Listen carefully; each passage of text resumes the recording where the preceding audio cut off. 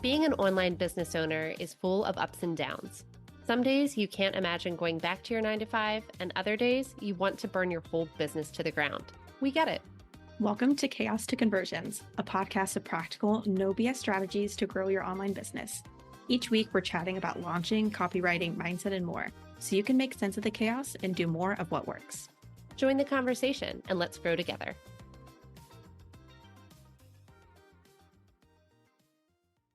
If staring at a blank content calendar makes you want to chuck your laptop out of a window, then this episode is for you.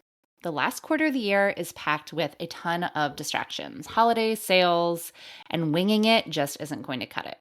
So today I'm going to be sharing my step-by-step process for planning 3 months of content, whether you're going to use it for emails, Instagram, podcast, or something else that can actually move the needle in your business.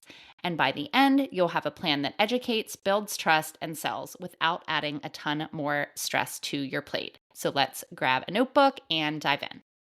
Hello, and welcome back to Chaos to Conversions. Today, we are going to talk about how to plan a quarter worth of content in a way that doesn't have to be stressful or involve like a last minute writing marathon. So we're going to walk through step by step how to plan your next 3 months of content that is going to both educate, connect, and actually sell your offers without overcomplicating things. And ChatGPT can be a great tool for you in this, but you also don't necessarily have to use it as a starting point. What we're going to look at today is ways that you can start to think about planning your content without relying on ChatGPT to generate ideas for you. So I go back and forth a little bit with ChatGPT. Obviously, it's a great tool, same with like Claude or any other AI that can get you started with ideas. But today we're going to look at actually how to start your own ideas, and then you could also use AI if you want, or you totally don't have to refine them. So we're going to look at how to map out educational, storytelling, and social proof, as well as promotional content, thinking about including client wins or testimonials that can help you to build trust with your audience, as well as layering in types of direct sales content that is going to help your audience convert a little bit better.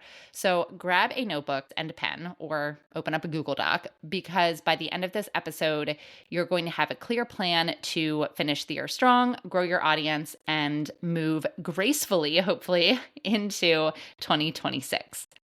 Okay, so here is the first question you need to ask yourself. What are you planning in selling these last 3 months of the year? And hopefully you kind of had a loose idea mapped out in like an annual plan or quarterly plans of what you might like to sell. But now it's the end of September, so it's time to actually get down to business. So go ahead and jot down what you hope to be selling or promoting in October, November, and December. Even if it's just one thing, like maybe you have moved into having more of like a signature offer or a signature course, or if you are a product-based business, like maybe you're a TPT seller, think about what sort of resources for you might do well these last 3 months of the year. Thinking about what struggles your audience might have in October, November, and December in their classrooms, for example. But it's totally okay if you just want to push one major thing for the rest of the year. Again, that'll kind of like depend on your business. So once you've sort of brainstormed which and what you are going to be focusing on talking about through the end of the year, make sure, of course, you circle any big dates that you have coming up personally, and then note things like Black Friday if you do any traditional holiday promotions, Cyber Monday, any live events that you plan on doing. Again, this is very like specific to your own business. Then what I want us to think about is identifying your number one goal for the fourth quarter. Are you trying to focus on more sales? Would you like to focus on more leads, more nurturing and engagement and warming up your audience? Maybe you have a launch planned in quarter one and you kind of want to lay low in quarter three. So even if you're not focusing on selling something like exchanging a course for money, that doesn't mean that, you just want to completely abandon everything this last quarter of the year. You could be focused on something like gathering more leads or warming up your audience. It doesn't, just have to be sales. But nevertheless, pick out what you would like your actual major goal to be in quarter four. No matter what it is, there are 4 major types of content that are going to serve your goal. And they are, if you want to make a little box or type on a little Google Doc, whatever you are doing for this episode, because we really can begin to map out your quarter four plan right here. We are going to talk about educational content, story-based content, evidence-based content, things like testimonials, as well as promotional content, such as inviting people to either buy or join your email list or take some sort of specific action. Let's dive into educational content first. And when we think about the types of content, I like to kind of have a breakdown where about 40% of your content is going to be some variety of educational, whether that's teaching your audience something specific, sharing a specific hack with them or a tip, or some sort of inspiration to get them to sort of improve themselves, their business, whatever you're helping them with. I like to keep a balance of about 40% educational type content. Then we also want to make sure we are talking about ourselves and building our authority. And we can do that through storytelling content. So sharing your journey, getting people to know you as a real person and connect to you on a certain level, because certain types of buyers really prioritize who they purchase from based on like the type of, person you are and the way that you are showing up, which is hopefully very authentic. Then finally, we want to have about 20% evidence-based, meaning you're sharing case studies, results you've gotten for your clients, testimonials left on your products, things like that. And then about 20% of promotional content. So that again is where you're like actually asking them to do something specific and inviting them to take a specific action. So first, let's talk about educational content. So the first thing that I like to do is, depending on whatever it is that you are selling, whether you're selling one thing or maybe you're focusing on something in October, something different in November, and something different in December, write down your A to Z method. So wherever your audience is, think about where they are right now, the problem that they're having, and how they will feel at their end result, whether that's after purchasing a product from you or participating in your group program or finishing your course or going through a one-on-one coaching session with you. Start where they are now and think about how you get them to their end result. So I'm going to use an example from the launch reno and myself, just because that's kind of the easiest example for me to expound upon. So the launch reno, my group coaching program for people who have launched and want to improve their launches in the future. So at the beginning, they might be feeling a little bit frustrated with their previous launch or launches. And by the end of the launch reno, they have had a more positive launch experience with better results, and they're feeling more confident in their capabilities. So when we go through the launch reno program, I'm going to kind of high level go over this. We talk about analyzing data, how to revisit their offer, and if there's any tweaks that need to be made there, content and launch planning so they're not feeling like flustered, open cart dates, what actually takes place during a launch, and best practices for conversion events. So each of those little steps, analyzing data, looking at their offer, planning, conversion events, can become a specific content piece. And the way we can even make these a little bit more specific and generate probably, I don't want to say hundreds, but at least dozens of different content ideas, are by asking the 5 questions of journalism, which, by the way, fun fact about me, I used to teach high school journalism for 2 years. The who, what, when, how, why pieces. So let's pick on analyzing launch data. So if I'm making this into I might string a couple of these little segments together for an email, or I could break it apart a little bit more to create some specific Instagram posts or stories.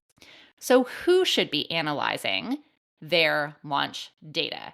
I would personally argue everybody should be analyzing their launch data at different parts of their launch. That might not be enough for like an entire content piece. All 5 of these or 6 of these questions, like the who, what, when, where, why, and how, they're not going to work for like every single bit of everything, but it's enough to get you started. This next one's better.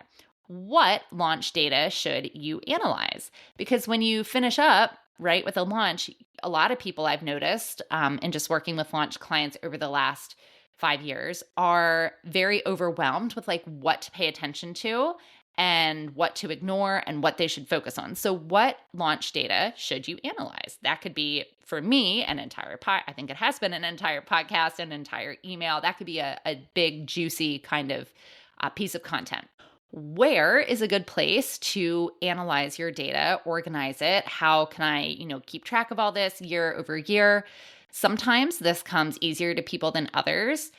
A lot of times, especially in the Launch Reno program, I could talk about if I was promoting that particular program, that with the program, they get the launch library and they can look back over previous launches and see what types of changes they have made, could maybe make in the future. And it's a really nice way to just kind of look back and see exactly like what you've done, how to improve it. So where is a good place to organize and or keep your launch data?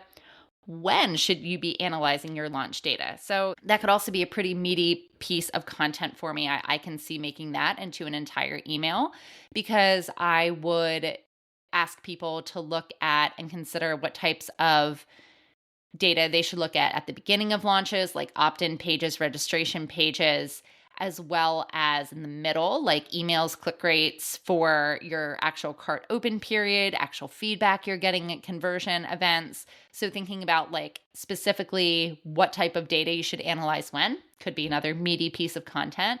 And then finally, how do you analyze your launch data? So that's where I could talk about like providing different benchmarks and how to know if it's good or bad, or kind of like a red flag, or you should move towards making specific tweaks to improve your opt-in rates or improve your launch conversion rates on your launch events, for example. So I hope that helps to be able to kind of see with educational, when you jot down your whole big process from A to Z and where your client or your audience is with in mind, whatever it is you're selling, and then how to get them to the end result, and then picking apart each little piece of the journey to get some really juicy content ideas. Now, they won't all be winners, but some, can be a little bit more meaty than others. Some other questions that you could consider asking yourself when thinking about brainstorming educational content might be something like, what is a valuable insight that you can share with your audience that makes them go, I never thought about it that way, or kind of like a hot take?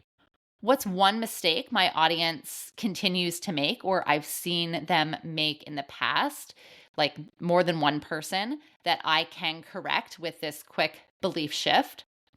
And finally, another question to consider is, what is a like super practical step-by-step hack or trick that my audience can implement immediately and get a really quick win and an aha moment?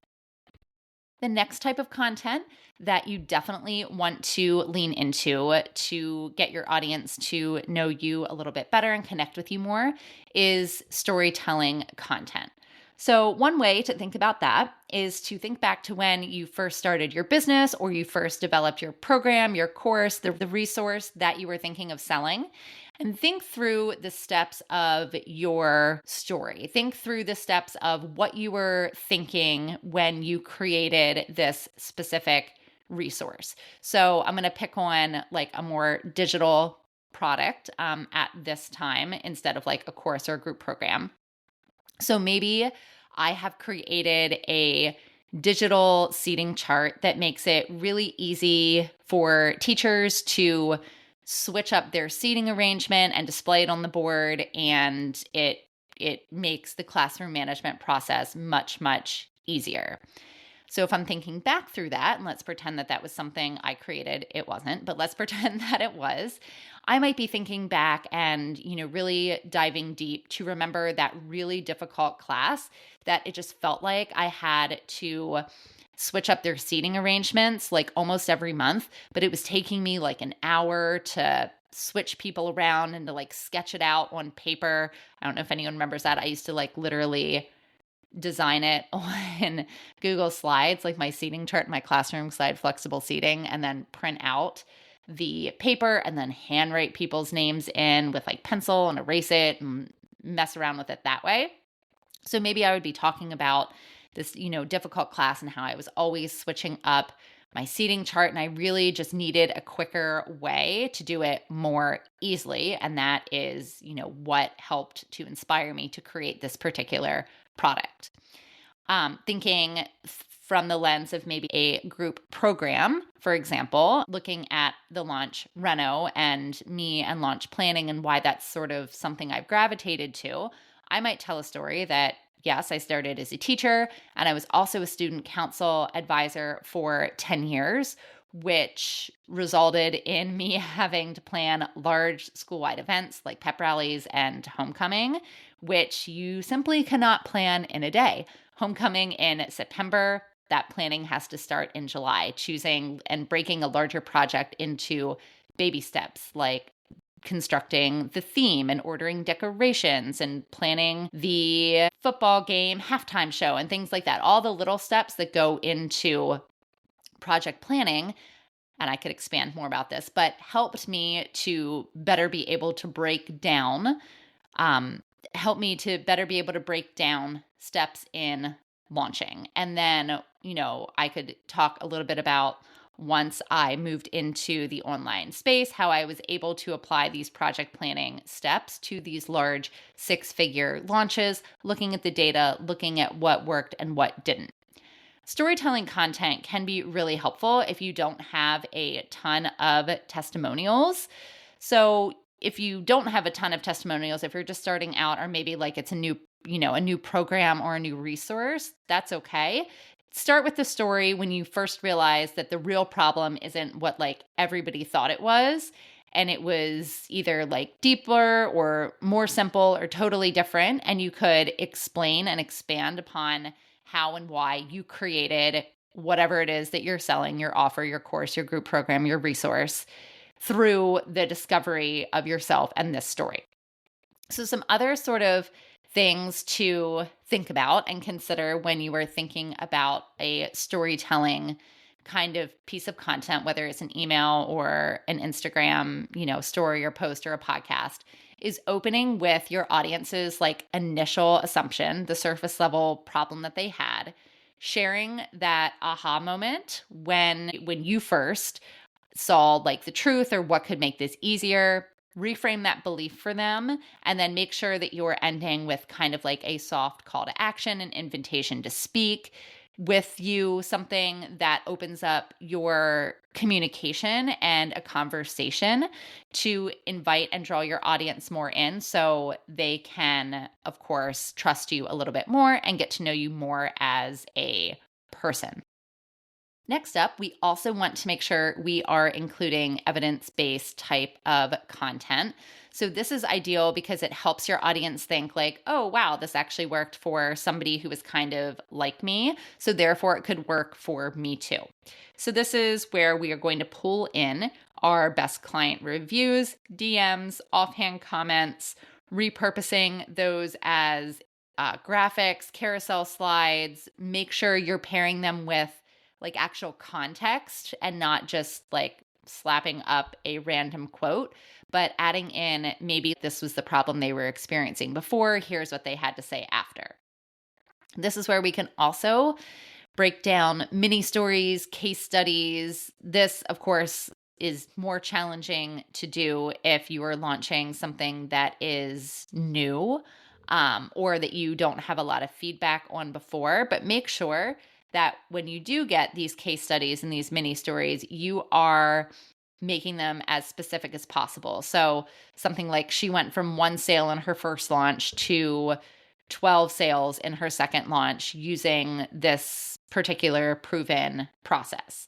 And also including like what all made this transformation possible. Was it strategy? Was it mindset? Any sort of other like behind the scenes metrics that you can share that are specific. Screenshots, of course, are always great. Make sure that you're asking for permission first or including it in a disclaimer of sorts, and sharing that kind of messy middle, not just like a complete catalog of perfect wins, but also sharing the process that your audience and your clients are going through. So an important question to kind of like ask yourself, a couple questions I would say to ask yourself when you're thinking about what type of content you can pull, especially like if you don't have a lot of like, video testimonials with people talking about how amazing you are. Actually, like very few people have that. So instead, ask yourself, what kind of small wins can I share to make my process or my resource or this transformation feel accessible to my audience? What hard data, if you have any, can you share to back up your claims? Because people are, different types of buyers. Some people are going to gravitate more towards your storytelling content because they really, just want to know you and feel akin to you. And some people are going to be more like, show me the data, show me the numbers. So make sure that you're sprinkling this content, this evidence-based content between educational and promotional posts. So people who really value that like evidence and that data, it's going to prime them to buy without kind of jumping over the proof and going directly to the promotional content, which we're going to talk about next. So yes, of course, promotional content is going to be necessary, though you don't want, all of your content to be promotional content. Promotional is where you stop hinting, stop teasing your offer and or your opt-in, whatever it is that you're working on this last quarter of the year, and start like literally asking. So the goal is to lead your audience towards action without sounding like you're like a billboard or a used cars salesman or something like that. So we do, though, with promotional content, some people just like don't get it. So you do need to include literal direct invites. Tell them that it's open. If you are selling like a course or a group program, like this is open, you can buy it now. For cart closes Friday at midnight, make sure you grab your seat now. So being like really specific. Or if it's an opt-in, like directly inviting them to sign up for whatever free offer you are giving them. If you are doing something like a particular launch during the fourth quarter, yes, urgency and scarcity can be helpful in moving people who are kind of on the fence, off the fence, and either in one direction or another, depending on if your program or your course is a good fit for them. So any type of like early bird deadlines or countdowns, or if it's like a group program with a certain number of spots, sharing that some of the spots are gone, all of that can be helpful with promotional content. Make sure though, with your promotional content, you are not just sharing and talking about features of your offer. Nobody really gives a shit that it's 7 modules. Like, that doesn't matter. They want to know what is important about each module. Why should they care about each module? Like, what is in there that is going to get them the result that your overall course in this example is promising them?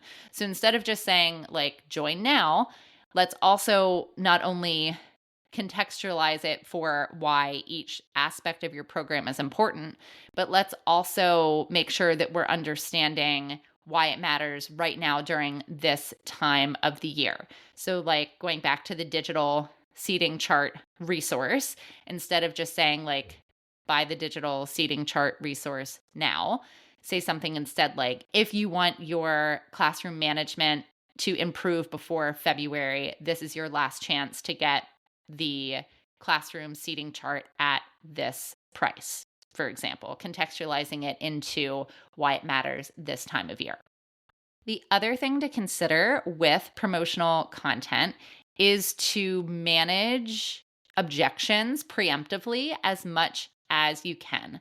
So common objections are going to be time, money, and people wondering if this offer is actually right for them and if it is going to solve their problem.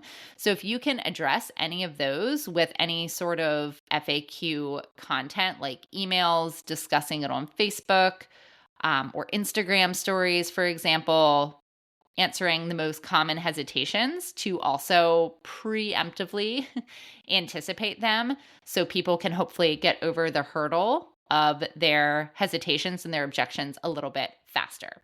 So some questions to kind of ask yourself, and this is where I kind of like asking ChatGPT some of these questions. It can sort of help you to think a little bit outside the box. So with promotional content, one question I really like to ask myself and sometimes ChatGPT is, if someone was on the fence about my offer, my resource, whatever it is, what would they need to hear, or what could I say that might help them take action? And how can I make my call to action feel more clear, confident, and direct? So sometimes people are afraid to make the ask, to make the sale, to like actually really do it. So we need to make sure that our calls to actions are super duper direct and that people know what we're asking of them, whether it's to buy something, to join something, to download a free resource. So make sure that you're putting all of your content together. You're not leaning too heavily on educational or too heavy on promotional. It should be a decently even split between those types of content. Today, we help to map out some of your Q4 content by deciding on what you're selling, then filling in the 4 key types of content: educational, storytelling, evidence-based, and promotional. The goal was to create a content plan that builds trust, nurtures your audience, and gets them ready to buy, even if you are not hard selling in Q4 of 2025 without the last-minute scrambling. If you love today's episode and want to go deeper into launching or content planning, the Launch Library is basically a giant cheat sheet for making your next launch way less stressful. Think templates, checklist, and my favorite shortcuts all in one place so you don't have to piece it all together from 37 different Google Docs. Thanks so much for stopping by to hang out with me today. If you want to learn more about how we can work together on a launch strategy or grab a freebie or one of the resources I mentioned, head over to duxburydigital.co/resources. I'll be back here next Tuesday for more practical strategies to take your business from chaos to conversions.